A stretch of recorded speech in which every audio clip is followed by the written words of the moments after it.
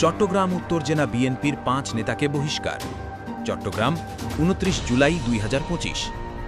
দলের ভেতরে সংঘাত ও দলীয় শৃঙ্খলা ভঙ্গের অভিযোগে চট্টগ্রাম উত্তর জেলা বিএনপির ৫ নেতাকে বহিষ্কার করেছে বাংলাদেশ জাতীয়তাবাদী দল বিএনপি।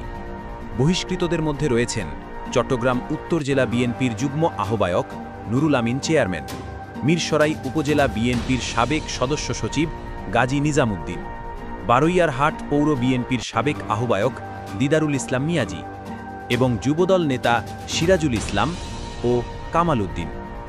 এক প্রেস বিজ্ঞপ্তিতে বিএনপির সিনিয়র যুগ্ম মহাসচিব অ্যাডভোকেট রুহুল কবির রিজভী জানান, দলের ভেতরে সংঘাত ও হানাহানি সৃষ্টি করে দলীয় শৃঙ্খলা চরমভাবে লঙ্ঘন করায় এই সিদ্ধান্ত নেওয়া হয়েছে। আজ থেকেই তাদের প্রাথমিক সদস্য পদ সহ সকল পর্যায়ের পদ থেকে বহিষ্কার করা হলো। দলীয় শৃঙ্খলা রক্ষা এবং সাংগঠনিক পরিবেশ সুস্থ রাখতেই এই সিদ্ধান্ত নেওয়া হয়েছে বলে জানিয়েছেন দলের কেন্দ্রীয় নেতারা।